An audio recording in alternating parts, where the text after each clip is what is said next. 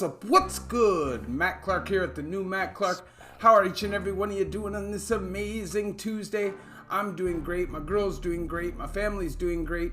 I hope each and every one of you are doing great through these crazy and chaotic times. If you could please hit that like button. If you could please hit that subscribe button and that bell notification button to get all my videos when they're new. If you could share with somebody on social media, help spread the message, help spread the word, that'd be amazing. And there's a PayPal option if you'd like to donate, help support the channel. The link is in the description of all of my videos. So today, what we're gonna talk about is something called Vigilante Justice or heroes. I think as a criminal or somebody who lived that life in the past, it's not spoken on enough and the risks that go with it. I'm gonna play this video for you quick. It's a news story out of Texas. We're gonna play that and then I'm gonna talk to you and I'm gonna relate it to my own life, even though not nearly as serious or as crazy as this. But listen to the story. Fort Worth police say neighbors and witnesses to a shooting at a party chased down the gunman and killed him with landscaping stones. Good evening, I'm Heather Hayes. And I'm Steve Eager. It's 9 o'clock. Several people were wounded, and police say the gunman killed 2 people before he was killed with those paver stones. The shooting murders were the second act of violence in that same neighborhood on the same day. Police also investigating another shooting from Sunday afternoon. And this is the same neighborhood rocked by violence after a July 4th celebration. Fox 4's Macy Jenkins live with the latest. Macy. Crazy story. Well, Heather and Steve, Fort Worth police are investigating this violent ending to a party that began on Sunday evening, and they are stressing to everyone, do not chase down a gunman on a shooting spree. It's just something that we don't believe shouldn't have happened. A backyard party in the Como neighborhood of Fort Worth early Monday morning ended with 3 in the hospital and 2 dead. 1 shot to death and the shooter stoned to death by witnesses. Tragic, heartbreaking, because it happened, because it took a life. Fort Worth police got the call just before 1 a.m. from the 5600 block of Shiloh Drive, where they found multiple victims with gunshot wounds. Investigators say it started when one person at the party got upset and left, but returned and got into an argument with several people. Then police say that person started shooting. People at the party then started chasing the shooter, who continued to fire the gun. That's when police say multiple people attacked the shooter. They were able to get stones from pavers, like stone pavers from the home. Big they were bricks. throwing them at the shooter. He was then, they either caught him, he either fell to the ground, and at that time he lost his life, what we believe to, by a stone. Police described the stone. Now just think about that. He lost his life by what we believe are stones. Think about that. The man rolled up, strapped up. Like, I'm ready for this. Nobody's gonna tell me nothing. I'm gonna light the block up. And that block said, yeah, you're right. You're gonna light the block up, but we're not gonna let you get away with it. We don't care if you're shooting us in the process. They chased him down. They threw him to the ground and they killed him with interlock stones. Now, interlock stones can range from this big to like this big. But if you see in the video, they're about that big. And just think about that crushing down on your skull, smashing down on your body. Vigilante justice at its finest. And I know that this is an exaggerated story. This is worst case scenario. But one thing people don't tell you when they're talking about doing crime or breaking the law is, what happens if those people fight back? What are you gonna do? How far are you prepared to take it? Whether you're doing a robbery, whether you're doing a home invasion, whether you're doing a break and enter, it doesn't matter what you're doing, even if you're shooting people clearly. Sometimes people aren't just gonna lay down and take it. Now, I got a funny story. It's pretty funny, and it didn't result in anybody getting hurt, but it just shows you how serious sometimes people are and not letting you get away if they see you breaking the law. So this is back in the day. I was kind of like searching around a neighborhood looking for a home to break into. I was behind this home. I was blatantly just about to jump in. All of a sudden, there's like a 60-year-old woman standing 15 feet away from me, staring right at me like, yo, what are you doing here? And of course, I boogie because I don't want to confront a middle-aged woman.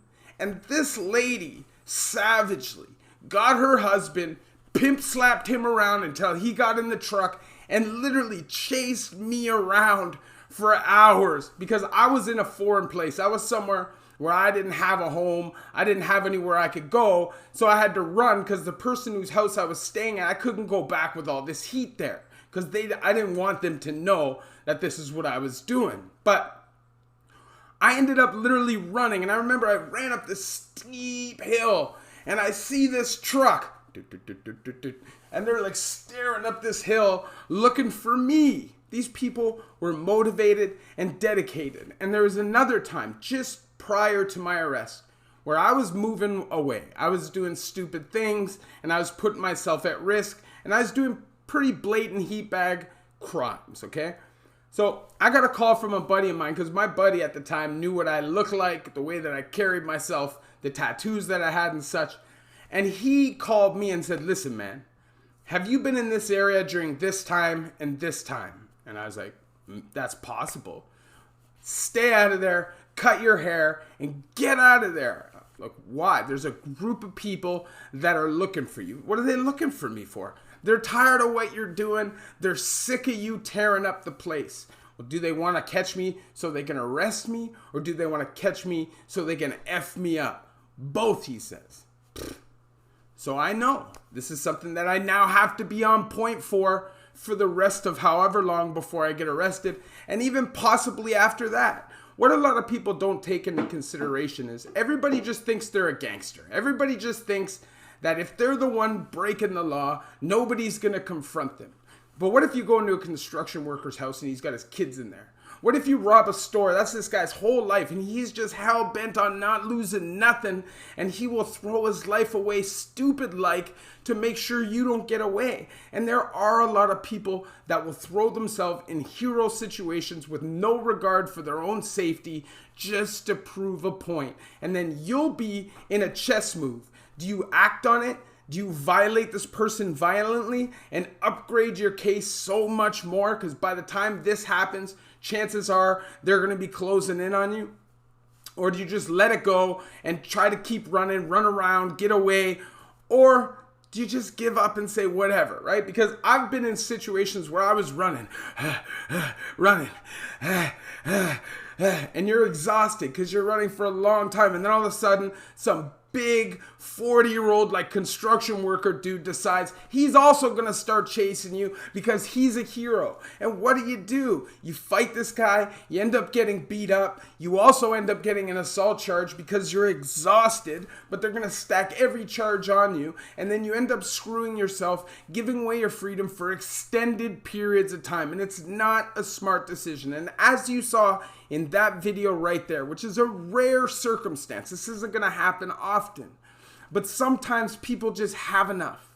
They just have enough. Whether they've been victimized multiple times, whether it's an area that's been plagued by violence, so they're just over it and they're tired of it, whether it's a bully, people just standing up and shutting it down. I've seen that happen many times in prison where there's a couple dudes rolling, a couple of those guys go, there's only one left. And even though that dude's tough and that dude is a problem, people just run them out of the building. They just get that number so deep that guy can't fight them one-on-one. And you see those guys that end up boogieing out of prisons. And this is vigilante justice. It just happens sometimes. And sometimes you got to be ready for it. I remember there was a day where I wasn't doing a crime specifically. Well, I was, but it was a petty crime. I was just stealing tools and stuff. And this guy confronted me. And I remember I had a crowbar in my hand. And I was seriously considering smashing this dude in the face, even though he didn't want to fight me. He wasn't there to fight me. He just wanted his stuff back. And I almost made that decision.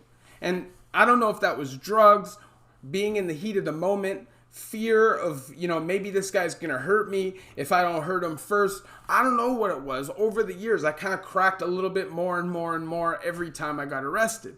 But the fact of the matter is, I was almost there. And I almost threw my freedom away for what? Because somebody wants to get involved because I made a stupid decision.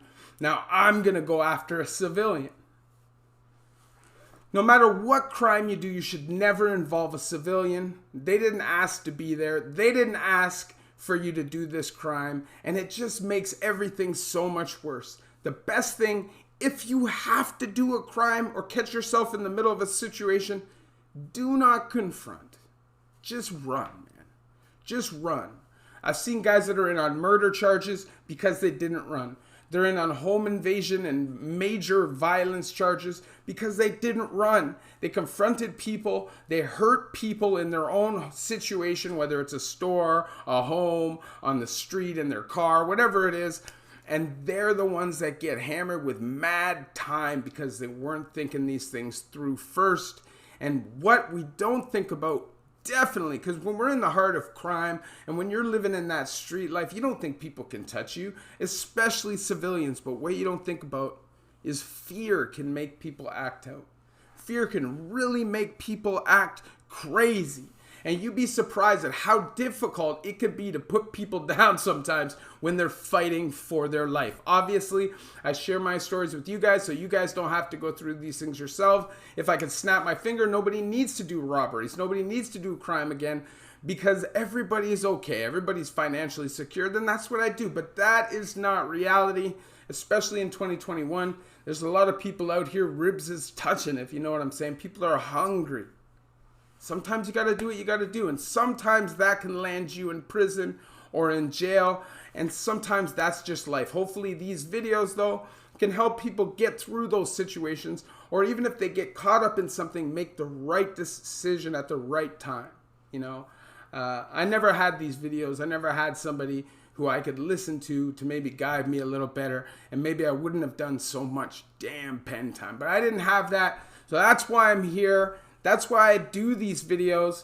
I just want to kind of explore every angle and show you that it can go wrong in many ways, many ways. And this video shows that. That dude didn't go in there thinking anybody was going to do anything to him. He was strapped up. He thought all he was going to do was drop bodies. And at the end of the day, his body also dropped.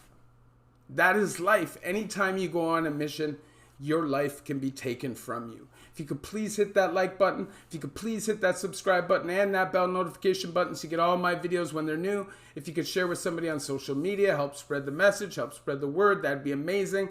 And there's a PayPal option if you'd like to donate, help support the channel. The link is in the description of all of my videos. So, vigilantes, heroes, maybe they're not necessarily a vigilante. Maybe they're not actually coming to hurt you. But sometimes civilians can interfere. They think they're doing the right thing and they put you in a predicament, and one bad decision can cost you your life. And these are things that a lot of guys don't think about before they go out and do missions. I'm telling you, no mission is worth giving your life away. No amount of money is worth giving your freedom away. If you think about these things realistically, 99% of the time, you're not going to do it because we're logical people. We're logical, except nobody's there to guide us and show us the right way when you're involved in that life. It's always negative influence. Love each and every one of you. The new Matt Clark.